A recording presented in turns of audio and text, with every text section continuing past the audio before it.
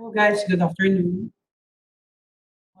Welcome back to our weekly discussion for IAHCSMM CRCST Technical Training Course. Today we will cover the last four chapter, which is chapter 21 to 24. So again, this program is under Purdue University. You can verify my credentials at www.purdue.edu/directory. You can input my name, and all details will be given to you. So for my credentials, I'm a registered nurse, both BOH and BHE here in UAE. And also I'm a certified IAHCSMM CRCST or Certified Registered Central Service Technician and Radiation Protection Officer and OSH General Industry Officer. So for now, we will focus on information technology in CS department. In CS department, actually, your involvement in information technology or IT. So before, the trends in CSSD is that they are doing the documentations, whatever processes in CSSD, whatever details needs to be recorded, they are doing it manually. But for now, since it is evolving to a new trend, CSSD now is using a computer-based system. So in the current standards, most regulatory are preferring paperless approach. So most local and international standards, they are requiring CSSD to be environmental friendly. So they want it to be paperless. So in aid of a computer-based system, some facilities are still doing the manual approach. So the transition from manual to computer-based is not that easy. So you need to a step-by-step approach. So from manual system, you need to adapt to a computer-based system, not fully computer-based, but at least 75% of manual and 25% of computer-based until it will be a 50-50 ratio. So 50% with the manual until 50% of the computer-based. So gradually, they will adapt from manual recording or manual system to a computer-based system.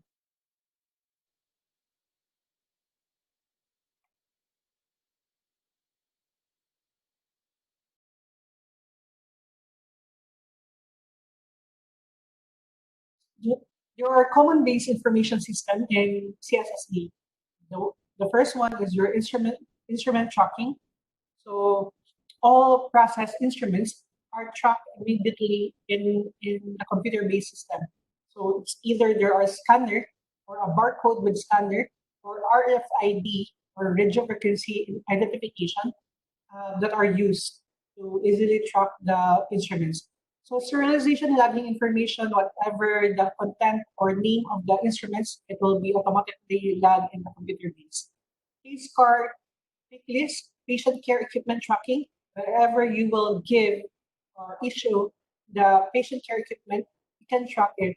So it's either you can once you track a patient care equipment, you can also track whether or not it is went to a correct department.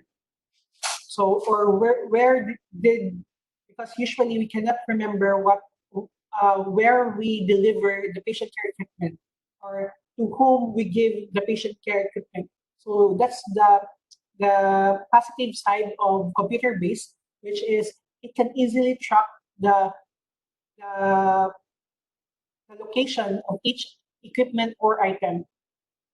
Inventory, it can easily track whatever inventory you have, current inventory, and on hand, and how much consumables or equipment still you need. So stocking analysis. So it can analyze how much you receive in a in a monthly basis or biannual or annually. You can easily track whether or not you have more consumables requests on this month or on the other month.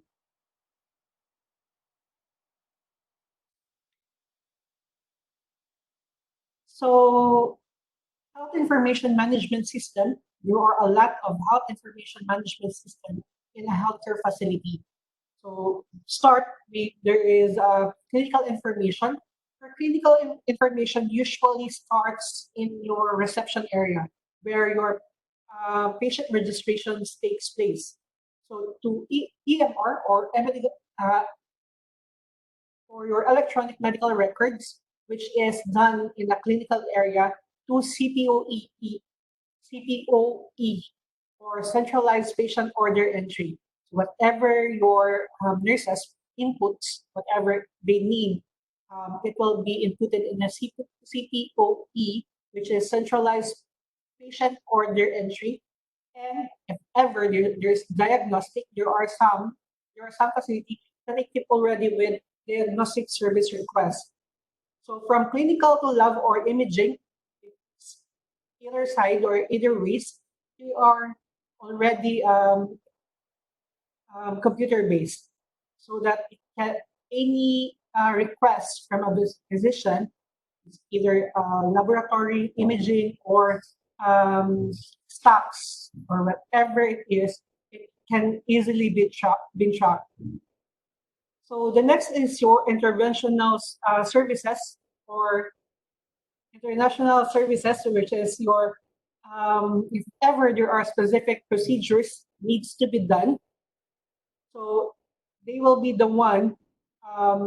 It will be endorsed either to ER, OR, VR, or cardiac lab. So there is one system in a healthcare facility, which is healthcare information management system. So from a patient approach to a clinical area request to medical records to imaging to laboratory to procedures, either OR, DR, it will take one system. So the next is operations. Operations in healthcare facility, we are actually mandated by local regulations to communicate um, that the mode of communication in every staff should be email. So every staff should have a company email. So all communication should be written in should be given in an email. So from upper level to the lower level, they need to communicate through company or corporate email. So supply chain management, supply from any departments, whether it's admin, clinical area, CSSD, or whatsoever. There is a supply chain management system, which is all requests, whether it is supplies or consumables, needs to be inputted on that system or easily tracking by the store personnel. So asset management, whatever equipment owned or whatever equipment owned in every department, it should be inputted in asset management. So staff scheduling, there are some system in every facility that all staff scheduling are in one system. So the reason why there is a one system, so that you can easily track whenever the staff is available for other departments, or he may not required to go on leave. There are some requirements like there are one management system which is from your facility to track whatever the physical monitoring you have, either your temperature, your fire alarm the fire alarm is either working or not. The air pressure in CSSD is either negative or positive air pressure. It is trapped in one system. So from humidity level, fire alarm, or whatever needs to be monitored, it's also in one system, which is the facility system. So there are human resource system, which is also your where you will input or request if ever your department needs a staff or needs a manpower. So there's a healthcare information management system from HR, which is recruiting and retaining of staff. So financial is a third system, which is it talks about it inputed, so you can see the payroll accounts, payable bills, and decision support. So ever you have a request, sometimes it is collaborative with the accounts whether or not to provide those equipment or those materials as per the budget of the finance. So public relations, you are one system, which is your all public relations, or any representative of every department should have collaborative with your public relations officer,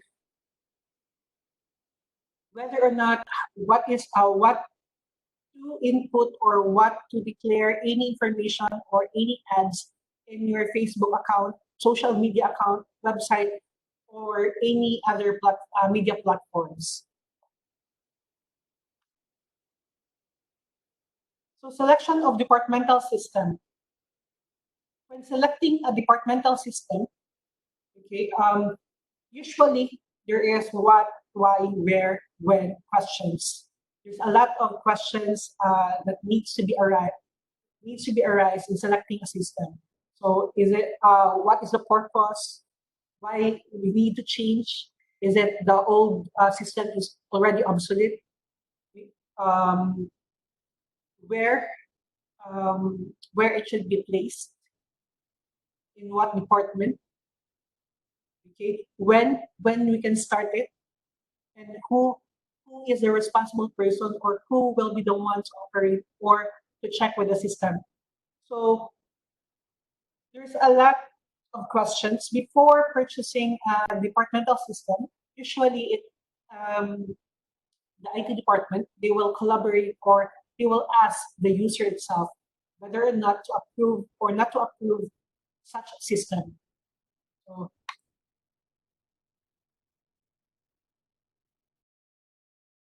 the use of information technology in CSS is quite broad now. It is a new trend in CSSD.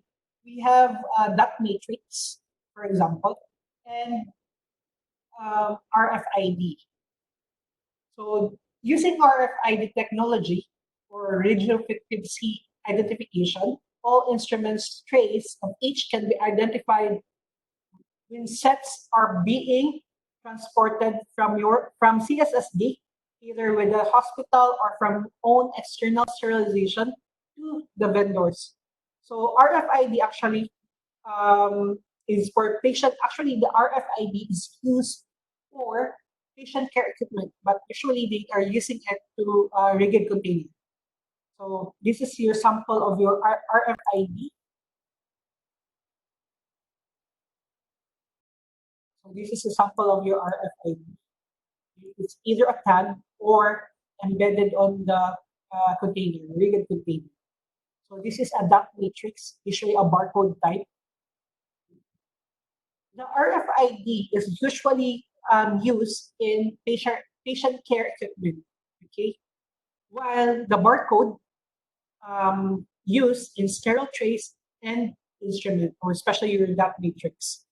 So data capture can provide information as follows: when the surgery started and ended, when and why and whom the instrument were retrieved and washed, who washed the instrument. It will be tracked. It will be tracked. Which instrument are in each container? What are the contents of that set?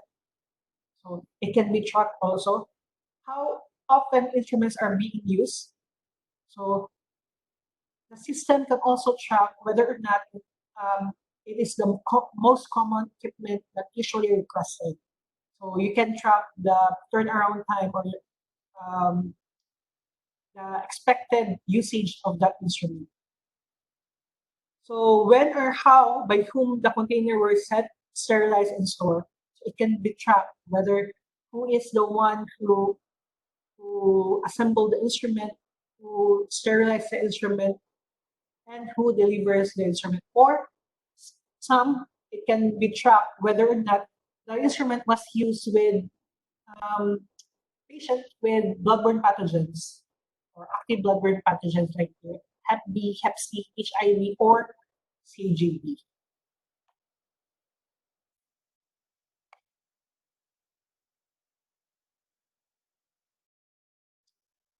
So let's talk about risk management. For risk management, actually, it is commonly required in every hospital. In it, there is a different levels of risk assessment. So it is as per the level of risk per facility. There are some facility that tag within the local regulatory, which is DOH or OSHAD, for example. OSHAD is a counterpart of OSHA. OSHA is Occupational Safety and Health in Abu Dhabi. For example, for OSHA, they are categorizing each facility per level. So your um, some facility they are low risk, some are medium risk, and some are high risk. For low risk, we are actually not required to put or to prepare a risk management or risk assessment of their facility.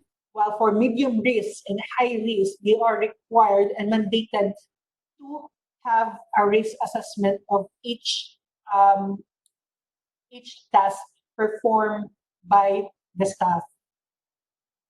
So risk management is actually a method used to assess the risk of a specific activity and develop programs to reduce the risk. What are the necessary actions that we can reduce the risk?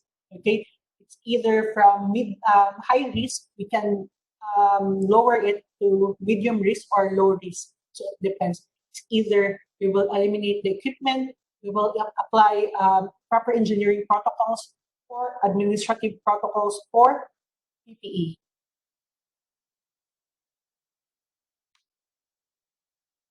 So there are two regulatory, which is OSHA, which is Occupational Safety and Health Administration.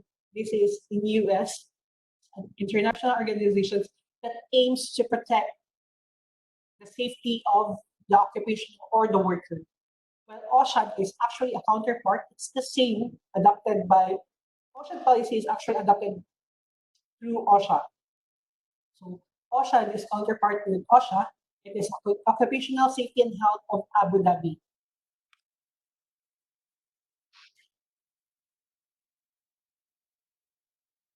So the both are actually mandated to protect the safety of each worker by mandating employers in providing PPE to staff. That's one of the example. Staff orientation, they are the one who mandates a staff orientation, especially if there's equipment usage. The staff are not allowed to operate any equipment without orientation or without proper training. And bloodborne pathogen standard, it is OSHA who required an bloodborne pathogen training before the actual deployment of each staff. Medical and other emergency preparedness, it is also OSHA that mandates that staff should be trained with medical or other emergencies like chemical emergencies, um, natures, which is earthquake, um, what else? Flood. So it is OSHA who mandates to have those training. So aside from that, there's a lot actually um, that OSHA mandates the employer. For example, the Hep B vaccine. all exposed to bloodborne pathogens are actually mandated to have a vaccine before the employer can deploy them to the field or to the area.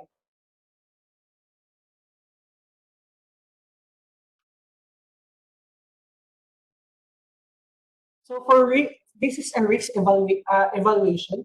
So to minimize the risk, you have the inverted pyramid, which start to eliminate. You need to assess whether or not that protocols or that equipment, you can eliminate it. If not, you need to substitute it. You need to substitute with other protocols, or you need to substitute the equipment.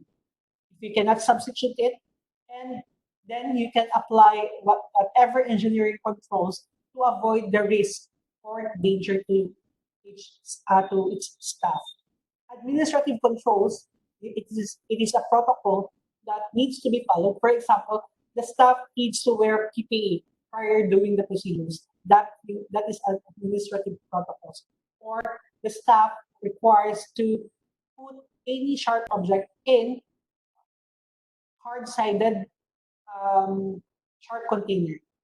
That's your administrative controls. PPE, if ever there's still a risk, for example, handling chemicals, then you need to choose the uh, risk of in inverted pyramid to eliminate the risk, which is by wearing PPE. For example, chemicals, you are not allowed to wear actually a regular PPE, or you need to wear chemotherapy graded gloves, which is like green gloves or chemical resistant gloves. So usually that's green gloves.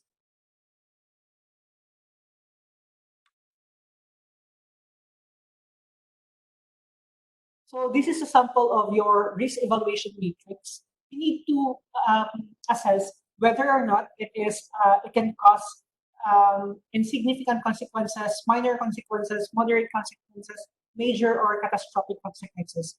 So you need to, as per the task or equipment, you need to check the level of severity of it. Is it insignificant, minor, moderate, major, or catastrophic?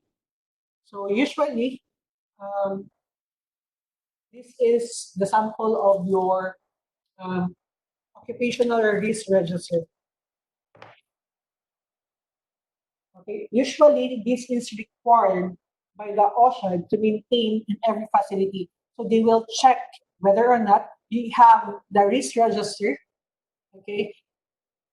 Whether or not you identify whatever risk in your facility and apply whatever protocols needed, PPE or administrative protocols or engineering protocols to be applied just to eliminate or decrease the likelihood of risk. So this is a sample.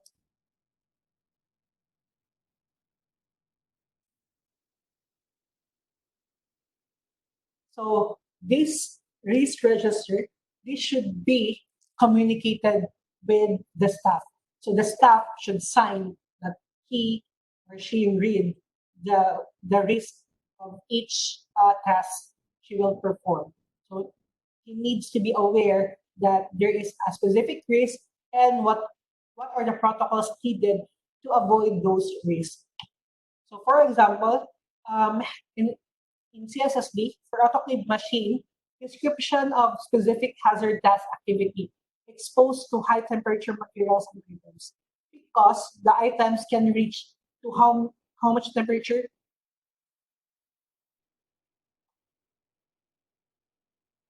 It is 121 to 135 degrees Celsius.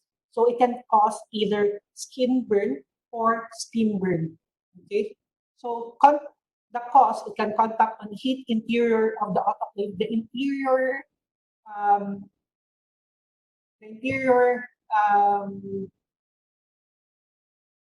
parts of your autoclave.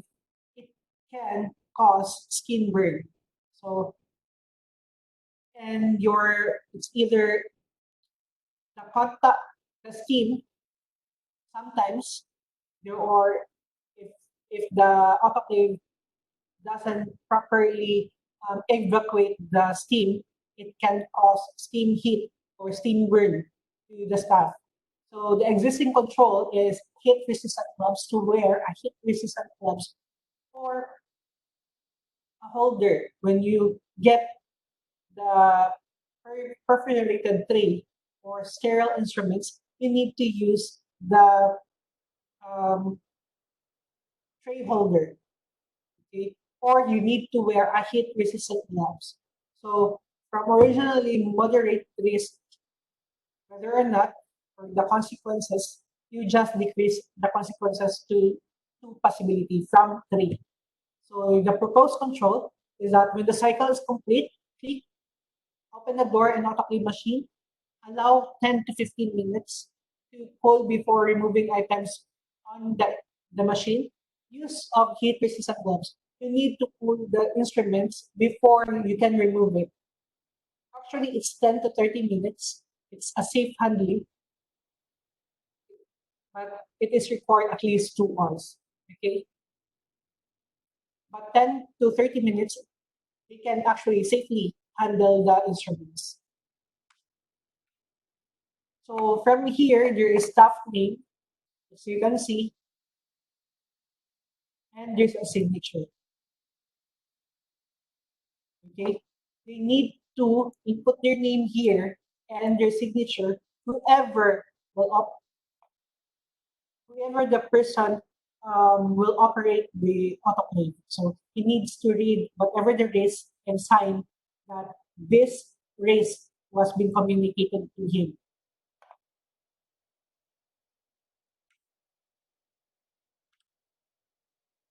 So some samples is your ultrasonic machine. So exposed to high frequency sound above 85 decibels.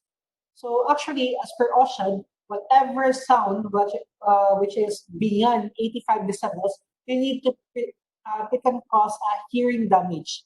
So it's either hearing damage or tinnitus or ringing of the air, the constant high frequency sound of the ultrasonic machine. So um, usually there's no existing controls when you first apply it, and then when you from this level, which is 6, if you are not wearing earplugs, ear muffs, or ear protection, it can cause a risk level of from moderate risk level to 6 points moderate risk level. So the proposed control is you need to wear earplugs, but ear protection before turning on the ultrasonic machine. So posted also a poster regarding occupational noise safety so that they will be reminded and aware that it can cause hearing damage. So from moderate risk level, it can reduce to low risk level. So this is sample of other samples of your risk assessment is your hazardous chemicals. Chemicals is actually a risk, especially it can since it can expose to your it can irritate your skin, can damage your eyes if exposed.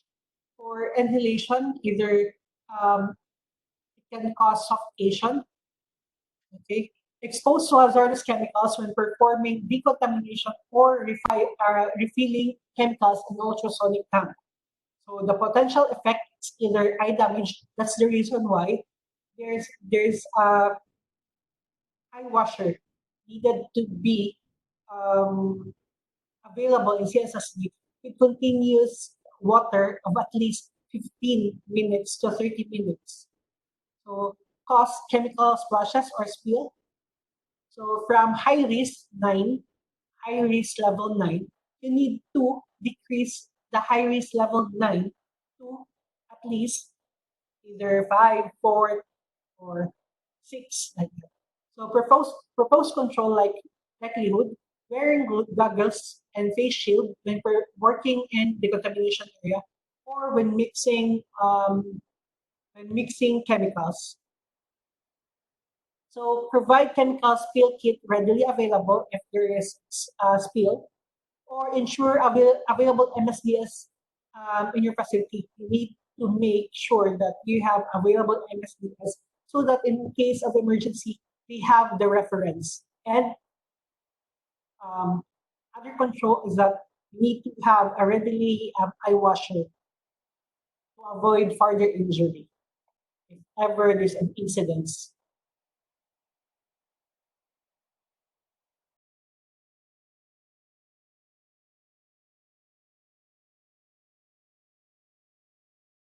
So in CSSD, there are three occupational hazards, which is your biological since you are handling with infectious materials, infectious or contaminated instruments.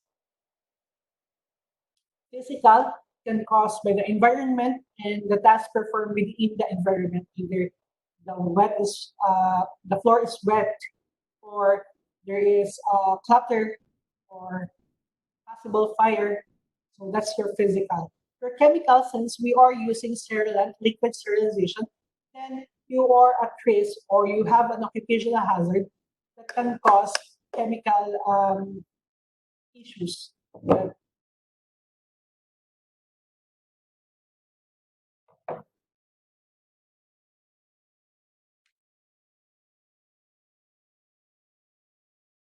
So for general physical hazards, you have your electrical safety. That's the reason why your equipment in CSSD should have an electrical PPM. Or aside from your PPM, it has an electrical sticker. That means that the electrical wiring of such instruments or device, I mean such equipment, is properly checked by the authorized person. Next is your ergonomics, safe and full concern.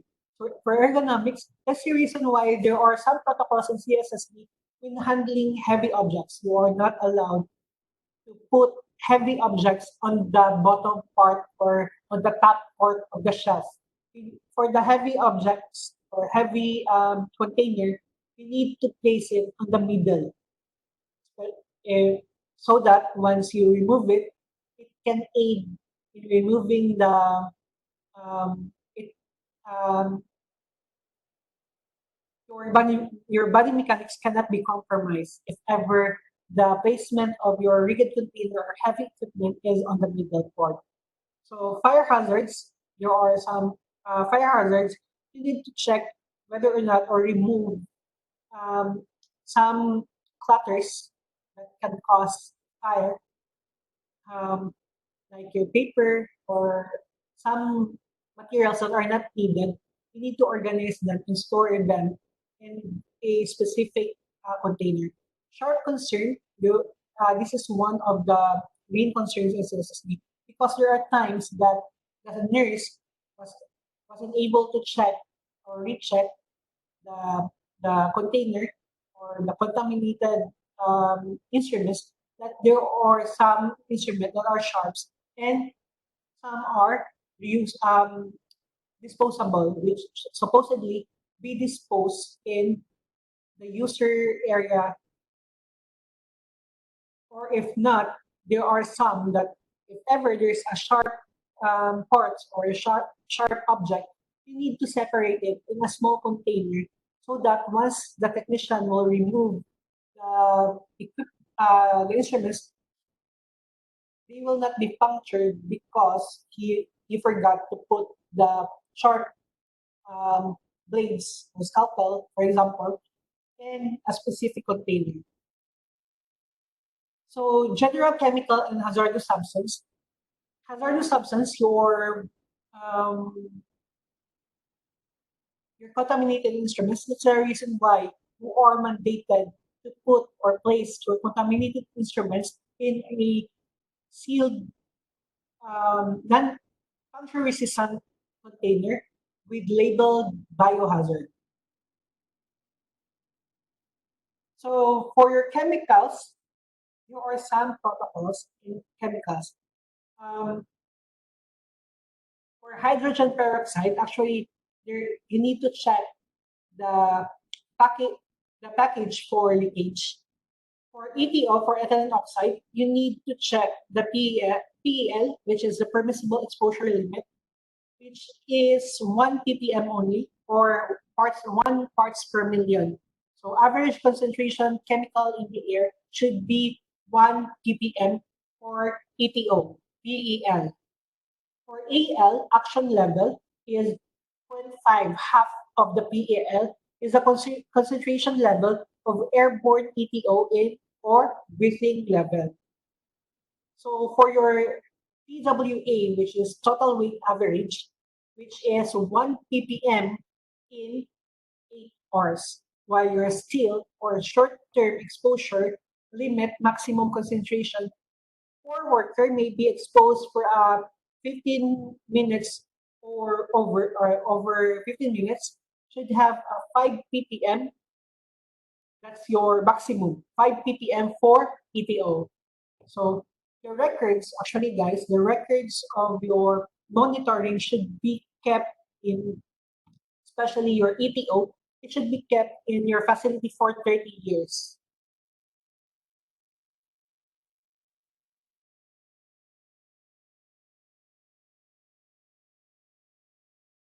So communication is actually one of the important process in CSSD. So communication is a process of transmitting information. It's either verbal or non-verbal. So it's either verbal cues or non-verbal cues. It is very important in CSSD. So you are communicating to OR, BR, nurses, physician. So you need to receive the correct information and the correct instruction. So there are some jargons specialized in a specific area. There are some medical terms that are used in CSSD alone and that cannot be understood by the nurses or other professionals. And there are also some medical terminology that cannot be understood by CSSD. Okay? So differences in communication system used by different departments can create challenges. So slang terms, jargons, and nicknames used to describe medical instruments. So part of communication is dealing with customer complaint. Actually, when you are communicating, there are one part which is dealing with customer complaint. It can arise even we have the best protocols and procedures. Some really we cannot please everybody. So there are some patients that might complain with our current protocols. So service recovery steps, or SRS, used to address customer complaints and problem in a manner that yields win-win situation for both companies. Not because the patient will not accept the apology, he will not try her best to fix this or to give a solution, to have a win-win situation from both the patient and the facility.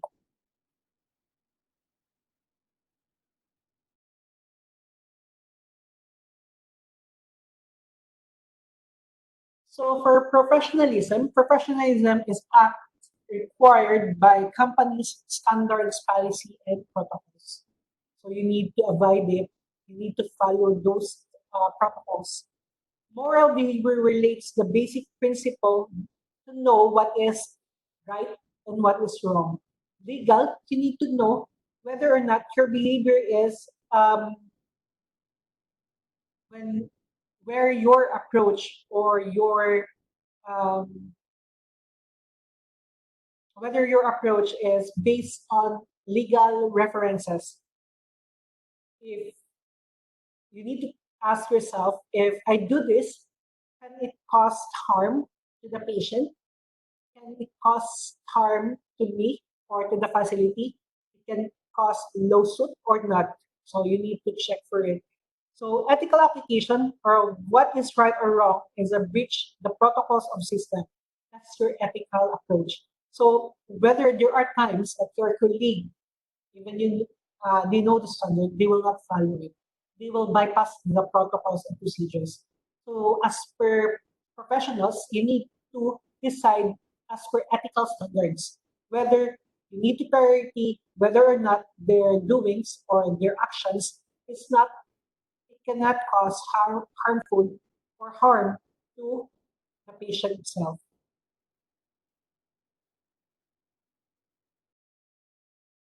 So for elements of communication, so communication is actually a process of transmitting information by two or three individuals. So it's either a verbal or non-verbal cues. So human relation, on the other hand, involves the development and maintenance of effective interpersonal relationship between colleagues, for example, to enhance the work. So,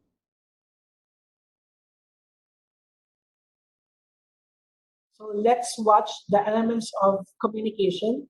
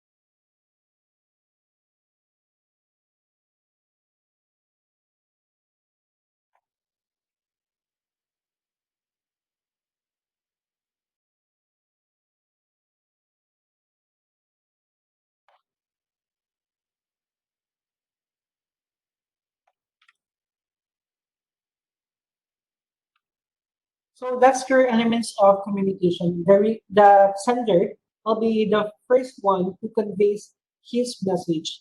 So the message is the context, whatever he needs to deliver some information to the receiver. The receiver will be the one to um, to receive whatever information um, given by the by the by the sender. So the feedback is actually when the when the receiver receive the exact information or the exact message. If he replies, whether it is positive, negative replies, that's already a feedback.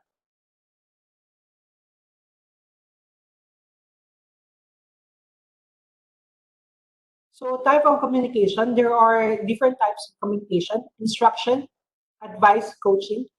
So sometimes once you have a new employee, you are the one to instruct them. So that's part of the communication. You will advise your colleague or your um, your peers whatever protocols needed or whatever decisions to be done. That's part of communication. Coaching, whatever you are. teach or to add something to a certain person for him to learn that type of communication. Performance evaluation, when you assess someone, whether or not it is passing rate or failing rate, that's part of communication. You're communicating whatever performance of your colleague or staff. That's part of communication. Discussion and departmental or group, so a meeting, informal discussion, or a group discussion, or formal group discussion. That's part of communication. That's type of communication. Telephone, email, or other technology use. That's part of communication. So for coaching, we need to um, elaborate that for coaching, you need to reinforce whatever positive you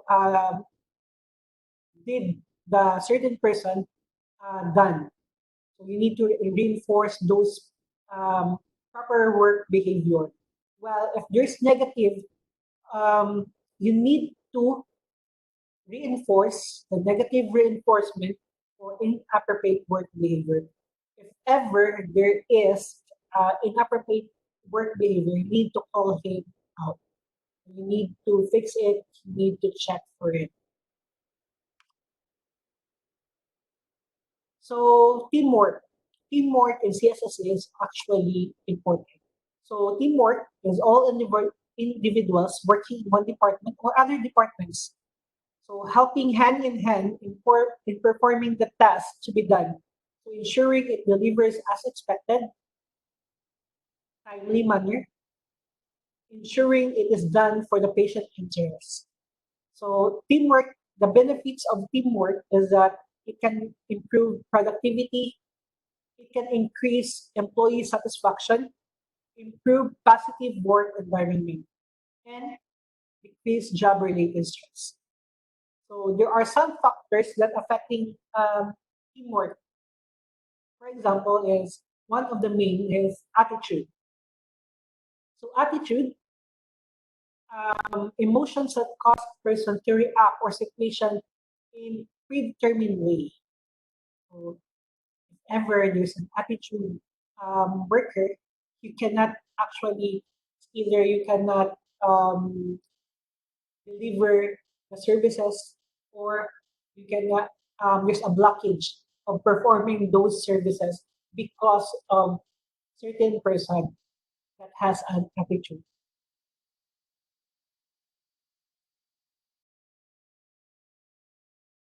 Next is diversity. So why everyone at your team should have a voice. So diversity has received a great deal of attention, especially in healthcare facility, or even not in the healthcare facility. Especially you are working in uh, multicultural or multinational workplace. There are Indians, there are Pakistans, there are Filipino, there are Arabs, they have Indonesians or whatsoever. So it is an equal opportunity to speak up, whether you have different culture, race, gender, ethnicity, education. This will value others and culture of understanding, respect, and cooperation.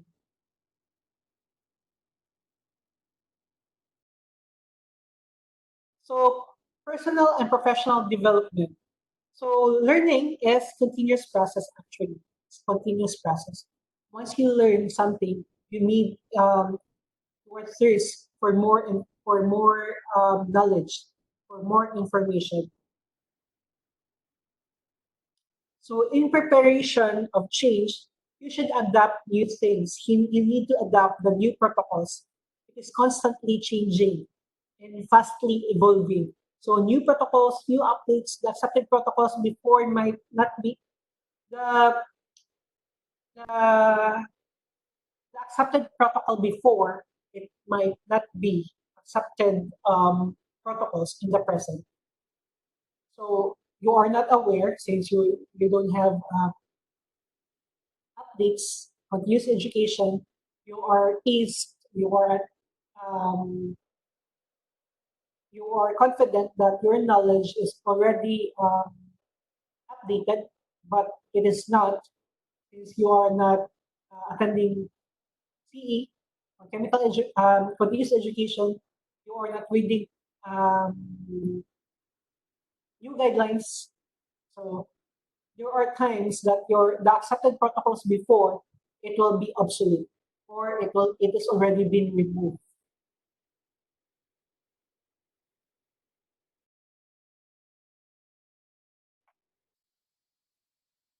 So as per Albert Einstein said, the more I learn, the more I realize how much I don't know. So the more information you have, the more knowledge that you need to dig more or dig deeper. So learning is a continuous process. So once you learn something, you need to learn more.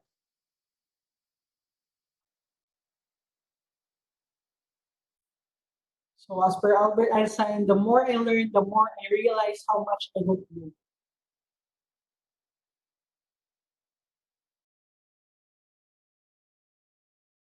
So for personal development, so personal development is actually an individual endeavor. So something a person does on their own time. Any activity identifies and develop talent and personal potential. So it's either you are reading CDC's guidelines, new approach as per CDC, or you will have group discussion, or there's you are educating someone. So it is a personal development.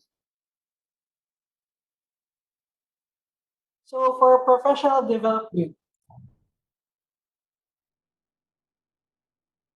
for professional development, it is you need to keep current in an existing job, attending continuous education in eShams portal, for example.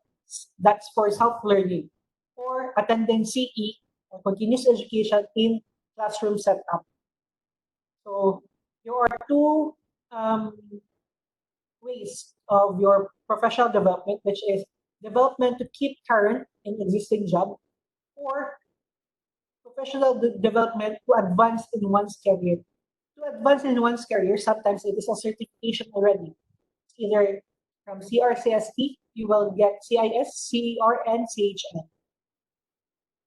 So for professional development is actually a career through position advancement and promotion. So taking a certification exam, attending conferences and workshops. So both employer and the technician is responsible in education, ongoing education. So effective and ongoing education and training is critical to safe processing of medical devices to protect patient safety, training, and the ongoing responsibility of both the employer and the technician.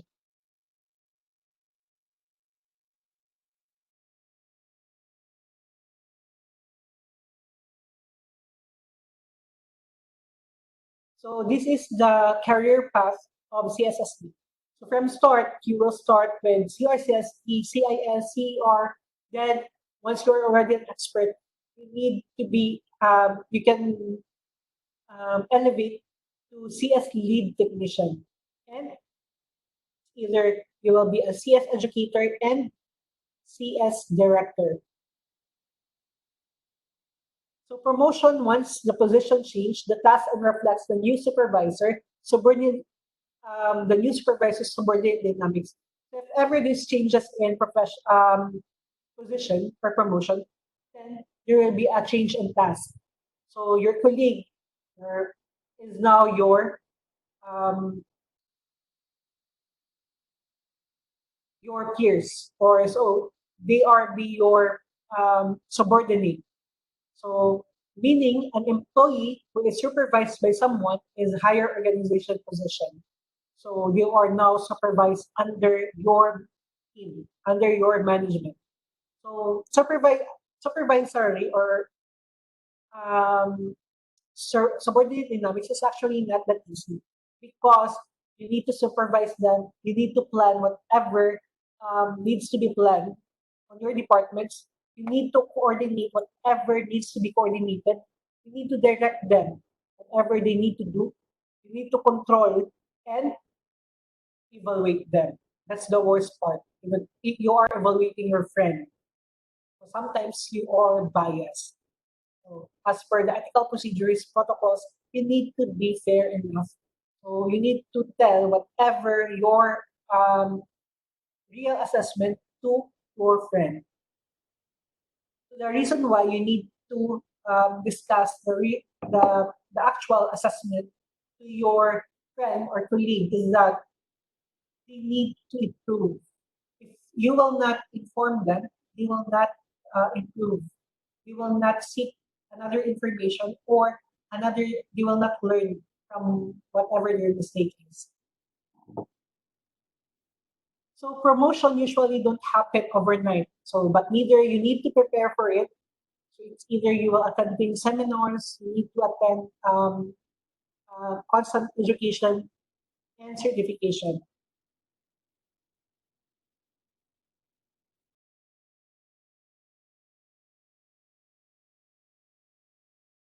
So in answering questions, do not choose or look for familiar words answered. You should read each question and note important details. Read each question's options and rationalize one by one. Eliminate as per your rationalization. Choose on at least two of your choices.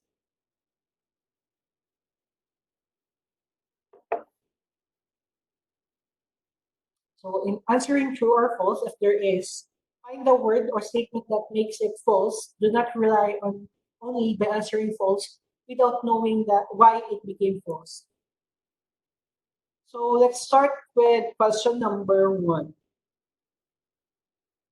Effective, effective and ongoing education and training of central service technician personnel is the responsibility of which of the following person or people?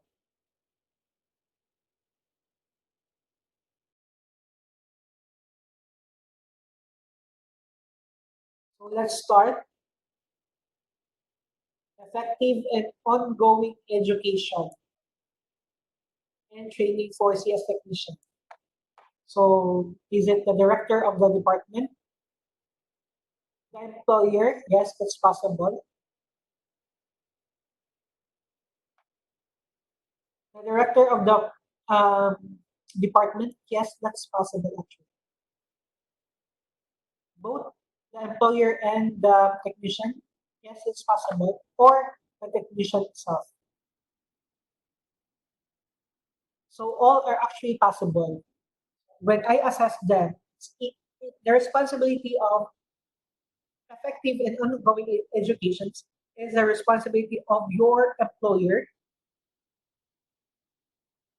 itself, even your director, they will be the one to choose whatever you need or assess whatever gaps have in your department and the technician itself. So the application or the eagerness to learn is um, will fall on the technician.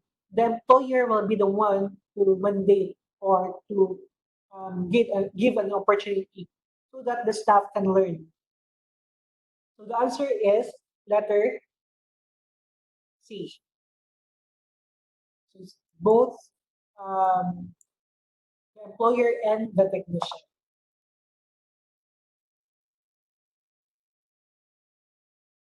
Next question.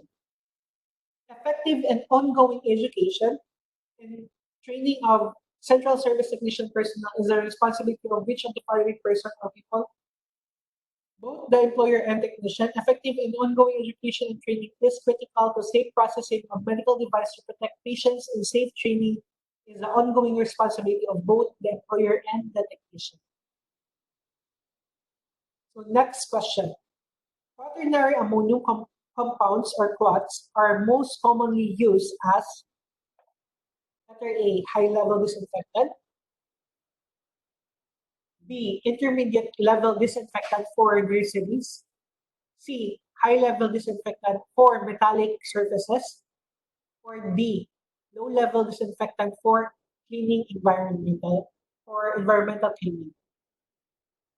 So I will start with POTS or quaternary ammonium.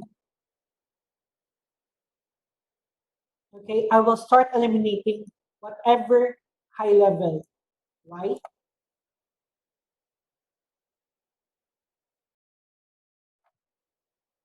It's not high level actually. What's your high level chemicals? Your high level is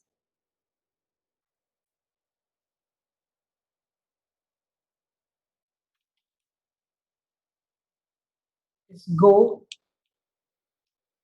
HP or GO pH. So your glutaraldehyde or totaldehyde, hydrogen peroxide, and peracetic acid. That's your high-level disinfectant. So COTS or quaternary ammonium is not included in high-level disinfectant. So you need to eliminate the high level already because you know that the high level is there is an abbreviation of QUATS. So quaternary, there's an abbreviation of GO HT or GO PH, GO Philippines or GO HT. So I will go with intermediate level disinfectant.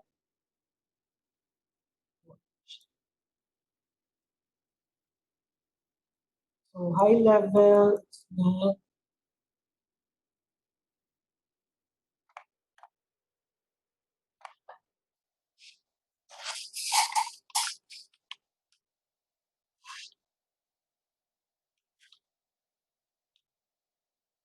so it's glutaraldehyde, orthotaldehyde, peracetic acid, and hydrogen peroxide.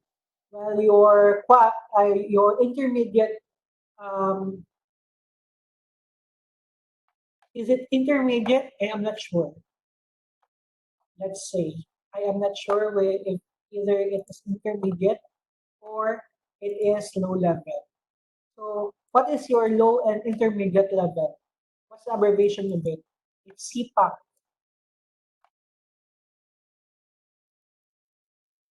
low to intermediate. That's your CPAC, your chlorine.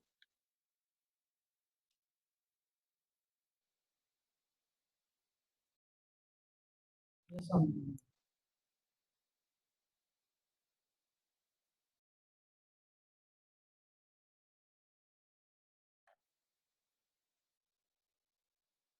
so low to intermediate level. So your first is the abbreviation is CPAC. So chlorine, iodophores, um, phenolics, alcohol, and water, barley ammonia.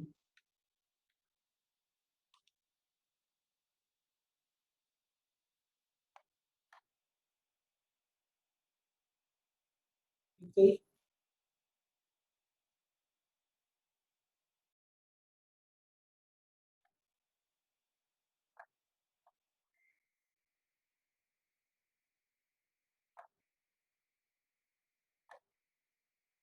For your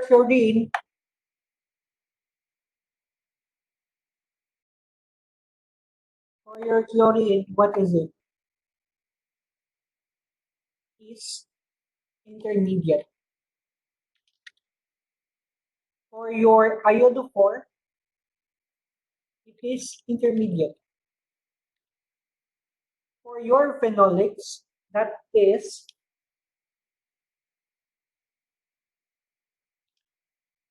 low to intermediate. That's dual. Your alcohol is your low level. Your quaternary ammonium is low. So intermediate, low to intermediate, low.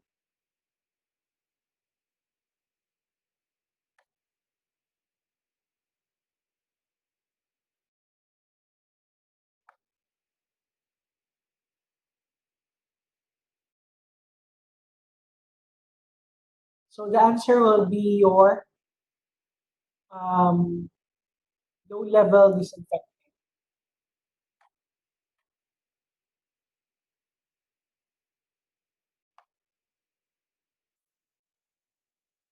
So quaternary ammonium compounds, quats are the most commonly used as low-level disinfectant for environmental cleaning. So quaternary ammonium compounds are most commonly used as low-level disinfectant, and they are effective against gram-positive bacteria, but effective against some negative bacteria, M. tuberculosis, and lipid viruses and spores. Next question.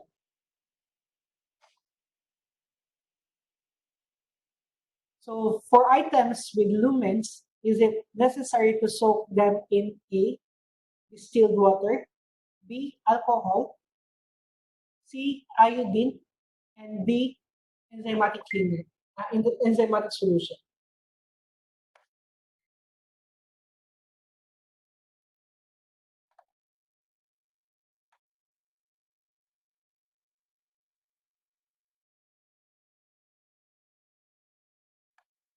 So for your alcohol,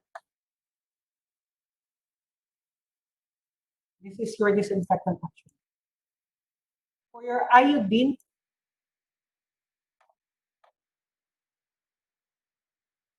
so for iodine, you cannot for iodine, you cannot soak instruments in iodine since it can damage the protective coating of the instruments. For alcohol, you cannot allow to soak in alcohol. You just wipe it and allow it to dry for 5 minutes. For distilled water, actually, this is used for pre-rinsing, okay, or final rinsing.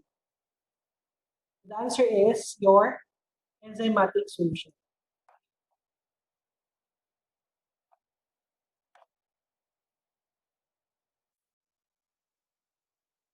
So enzymatic solution, items which you mentioned be soaked in an enzymatic solution. It is important to remember that the effective cleaning requires type, proper concentration of chemicals, and recommended temperature. So the next question is, the main goal of all enclosed transport of contaminated items, the reason why it became enclosed is that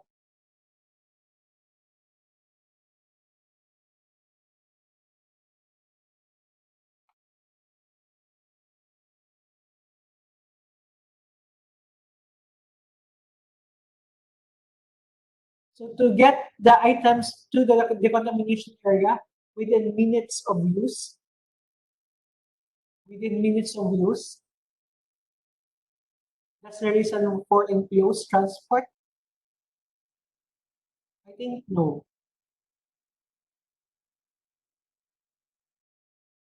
To clean them immediately after transport, immediately, yes, that's correct. We can um, clean it immediately. Or to physically separate them from the contaminated items. You cannot separate them. Or to get them to the decontamination area with minimum risk of cross contamination.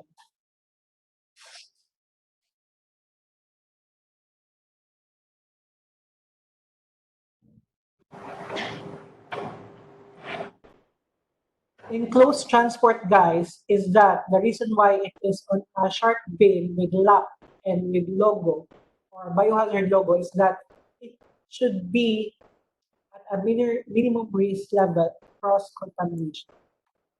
So this is the answer.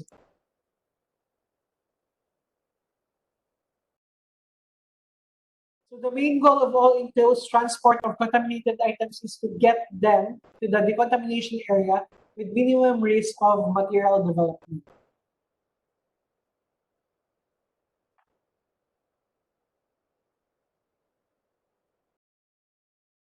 So the decontamination area is designed to reduce the likelihood that airborne bacteria can be transmitted from decontamination area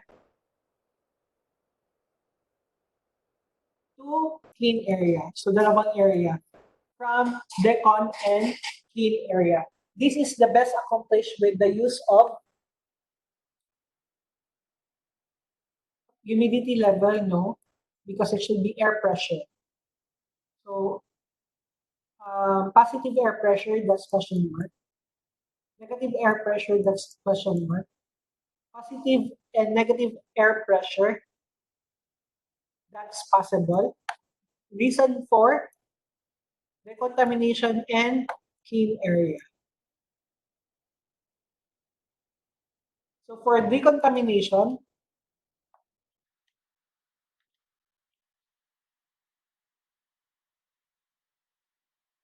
should have a negative air pressure. While for clean area or other area,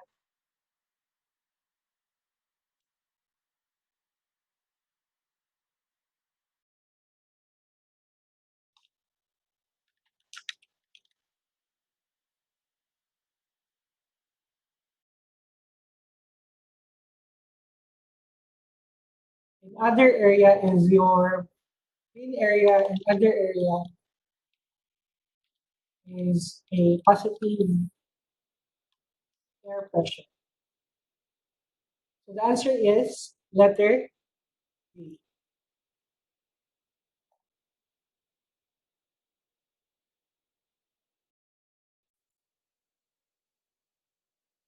So the decontamination area is designed to reduce the likelihood that airborne bacteria can be transmitted from decontamination area to the clean area. That is best accomplished with the useful of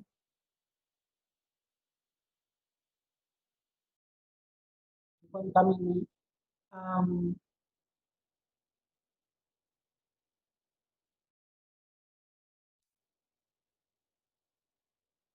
so that's it. For all areas, guys, only the decontamination area has the negative air pressure area, while the both area, which other areas, which is the clean area, the prep and pack, the sterilization area, has the positive air pressure area. So next question is that for disinfection can only be performed on which of the following? Disinfection.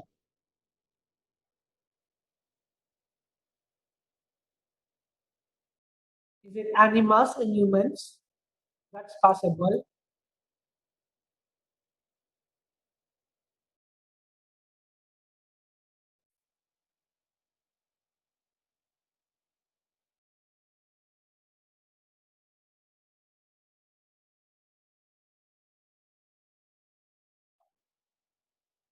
So is it non-living object?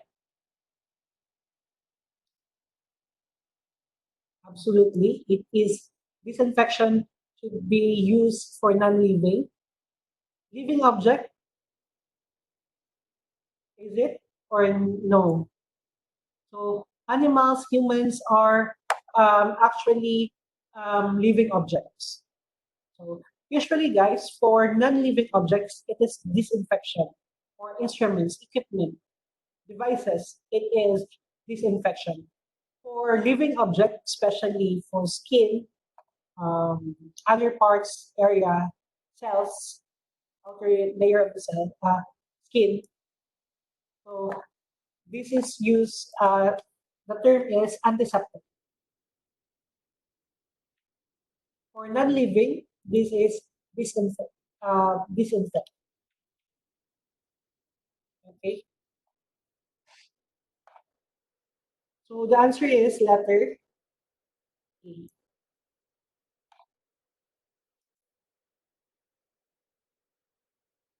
So disinfection can only be performed on which of the following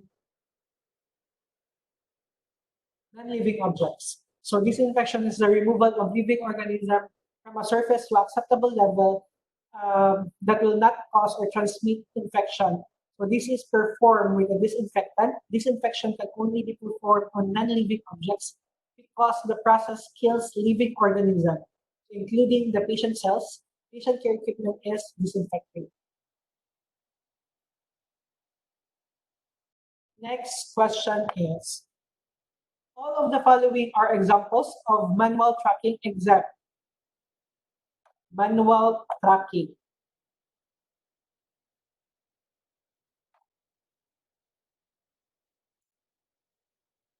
All are examples of manual tracking except. So the except is, it means not manual tracking. So handwritten, it's manual tracking. Yes. Bulletin boards, that's manual tracking. Log books, that's manual tracking. Your barcodes is computer based. Okay. So the answer is letter B.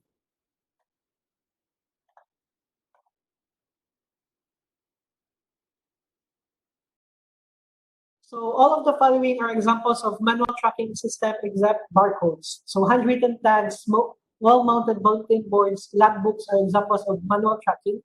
Barcodes are not. Historically, all record-keeping tracking performed by CS department was done manually. Now, most departments use some forms of automated information management system to track products and processes.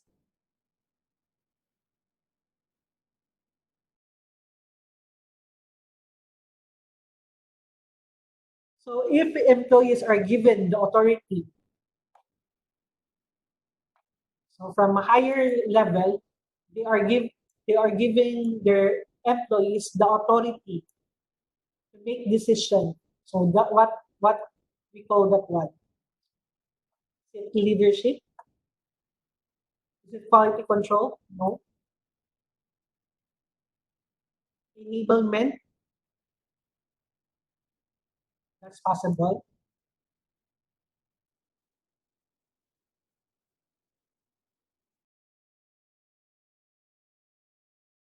Empowerment? Yes, it's possible. Leadership? Usually, if you are a leader, usually if there are some instances that the leader will be the one given the authority. So usually it's not fit for authority for employees, because if you are giving authority to employees, it should be for all level of employees, not just the leader. So that's what we call empowerment. So empowerment is actually an act of granting authority, power to employees to make decisions with their area of responsibility. And in other words, some decision that in the past would have made from the managers, high level or leaders, it is given now to the employees.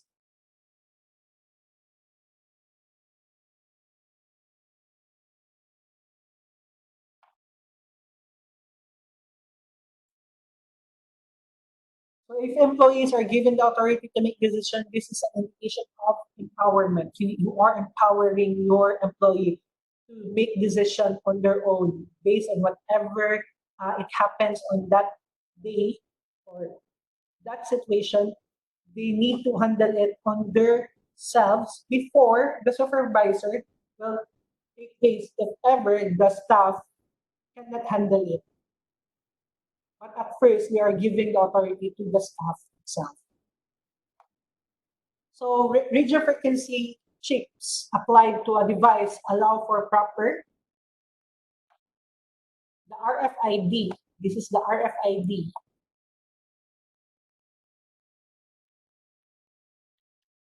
Radio frequency identification is use of the device, allow proper use of the device. No.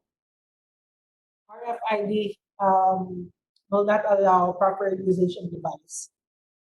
Repair of the device. No. So tracking or maintenance schedule for the device. this is possible for maintenance schedule for the device or tracking of the device. Actually, for RFID, it is for tracking of device. So tracking of device in some hospitals, equipment is tracked with radio frequency computer chip applied to each device. Then the device sends signals to locator system. So they will know if the CSSD provide um, or delivers that correct item to that department, or whoever delivers that instruments, who is the one who is the one delivered, or where he delivered it. It can be tracked.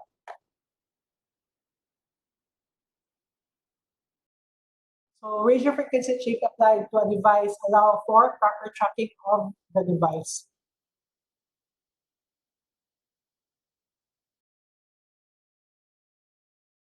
So actually we are done. So any photos or images, videos shown in the slides, it is not owned by me. I'm just using it for reference and presentation. So I think I need to finish my lecture for today.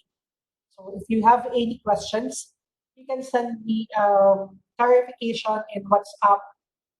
Whatever I have time, I can answer your queries. So please answer your chapter 1 to 6. So once you finish your chapter 1 to 6, you can answer the backboard 1 and 2, which will be available this evening. So you need to pass the chapter 1 to 6 with at least 70. If you can reach 80%, 80%, that's better, or that's the ideal target we suggest.